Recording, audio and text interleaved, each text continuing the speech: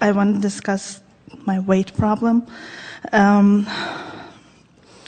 I've listened to some of the answers that you've given to other people about weight problem, and it's about how you feel. It's not about actions and all that. And I totally understand it, and I get it. I apply it, and now I'm enjoying more foods, and I'm eating more of the things that I've always starved myself from, but I'm gaining weight. So I'm happier with my body. I appreciate my physical body more now. Would you say you're getting what you expect from the increase in what you are eating? Is it surprising you that you're eating more and gaining weight, or is it pretty much what you thought would happen? Well, now that my understandings have changed, I expect to lose weight, not to gain. Well, the reason that we ask is because whatever you expect is what happens. In other words, expectation is a very powerful word. And of course, like every word, people mean different things sometimes when they use the same word. But your expectation is a sort of merging of what you desire or what you think about and what you really believe about it. So it was actually a trick question in that, are you getting what you expect? Because the answer to that is always yes. It's not possible to ever get something outside of your expectation. So the key to getting something different is to think about what it is you're wanting and think about what you're getting and try to spend a little more time thinking about what you want and a little less time about what is. You see, most people, you're going to like this, we have not said this in this way before, most people contour and arrive at their expectation based upon what they are observing. So what is has most of their attention, so what is slow to change. And most people come to expect what is, and it's logical, isn't it? You notice it, you collect the data about it, you offer a vibration about it, so it manifests, so you notice it. So it manifests, so you notice it, so it manifests. And that's not a bad thing. It is not a bad thing that there is a platform of expectation from which you are launching into your next creation. We would not ever want to take your ability to observe away from you because it adds to the stability and the continuity of the platform from which you are creating. But when you want change from what is, then it is your job to spend less time what-ising and more time what-ifing. Less time observing what is, more time imagining what can be, more time remembering something that you like. And that's how you change expectation. This is the new thing that we were talking about. Expectation can only be changed when you merge together the platform from where you are with something that you want that is beyond it. Most people are really more regurgitators of life than anything else. Even the medical and the scientific communities move very slowly because they're so busy collecting data about what is that they fill their thought processes full of what is, and they substantiate their expectation about what is. So what could be is very slow to morph, you see, but it does not need to be. It can change much more rapidly than it does. So really the answer is think more about where you're going and less about where you are. That really is. Spend more time noticing what is. Get inside your head. Get in your imagination. Step back from the details of where you are.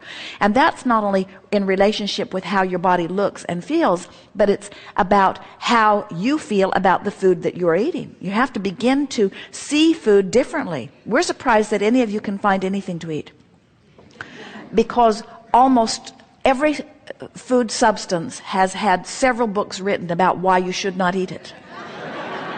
So much so that most people who are planning for food, sitting in front of food, shopping for food, choosing the restaurant, looking at the menu, watching others eat, or eating themselves, almost everybody who is in the attitude of a relationship with food in any way is in a sort of state of semi to tremendous trauma.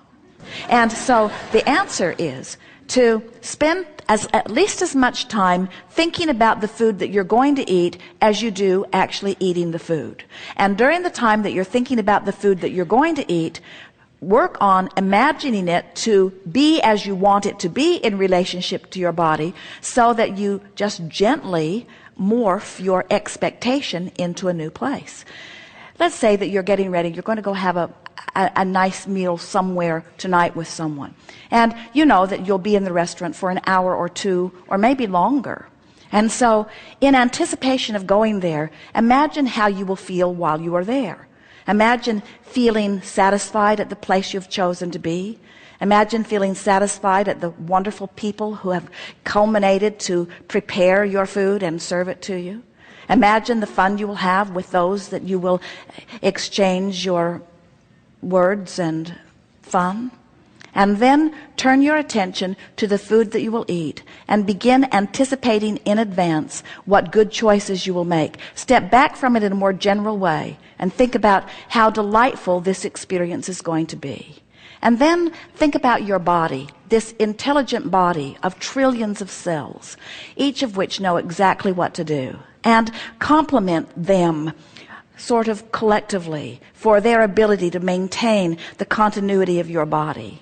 And speak to them lovingly, saying to them, I know you know what to do, and I always think of you as I am choosing the food that I'm eating. And I know that you have the ability to deal with whatever it is that I give you, and that you have the ability to utilize the energy from it and give me feelings of energy and movement and flexibility, that you have the ability to add to my well-being.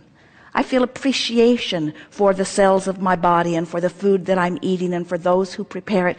And I'm so looking forward to this time. And if you can stay in that sort of friendly, loving dialogue for 15 or 20 minutes here and there, you don't have to do it all at once, but as you make the appointment, flow some thought toward it. As you're driving toward it, flow some thought toward it. As you're sitting in the restaurant, flow some thought toward it. In other words, get yourself warmed up. It's what we call vibrational pre-paving. It's thinking about a positive outcome from the action that you're about to take part in. And so what happens to most is you do the opposite of warming up relative to so many things. When you go into a run all full of dread and resistance, when you are sort of not loose and limber, but you use your willpower to force yourself forward, you stretch your muscles beyond because you have not warmed them up, so to speak. And most of you are trying to get so much leverage out of your action, and you don't do any warm-up of your environment by thinking about what you want. You don't get your juices flowing, so to speak. You don't prepare your body. You don't bring yourself into alignment. And so it's like only a scanty part of the cooperative cells come to the party, and they do their best to compensate with what you've got going on, but you haven't opened the links of alignment unless you've done your anticipating, your sort of vibrational warm-up or pre-pave. And that's what you're talking about here.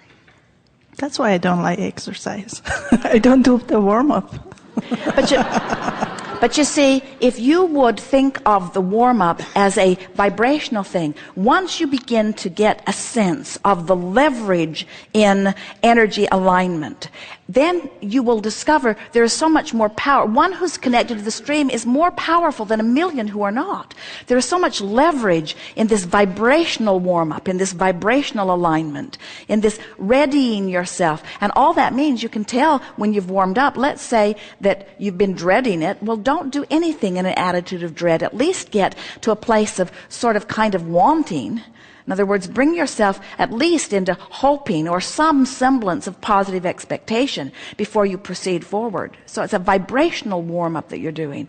And you have to know, as you look around at the variety of experiences that people are having in relationships to their bodies and food and movement, you just have to know there's much more to it than just food in, food out, or action that is causing an expenditure of energy. It's about this vibrational alignment. And so when you say, I'm feeling good, I'm feeling happier about food, I'm eating more of what I'm wanting, we would say that's that emotional warm-up. But then you say, but I'm gaining weight. So the emotional journey that we're talking about is, if you will let your gauge not be the scale for a while, not be the physical results for a while, but let your gauge be your mood or your attitude, and you can maintain that for a little while, you'll begin to notice that once you get through that warm-up time, that your body will start to come into vibrational alignment with your improving expectation, until you can literally become one of those people who can say what you want and have it be by the power of your expectation, regardless of the physical behavior or action that is surrounding the situation. It is not necessary that you alter your behavior. It is necessary that you alter your thoughts regarding your behavior. And when you do, all things are possible. Truly they are. Okay, that's what I want to hear. Yes. Be easy with it. Make food your friend. But you see, here's the thing. So let's talk just a little bit about the difference between downstream and upstream. So you tell us if these statements that we're about to give you feel downstream or upstream. And we're going to extract them from you, so we'll contour them to how you're feeling about all of this. I'm looking forward to my body responding to my desire. Is that a downstream statement or an upstream? Downstream. At times I do rather well with that. Downstream or upstream? Downstream.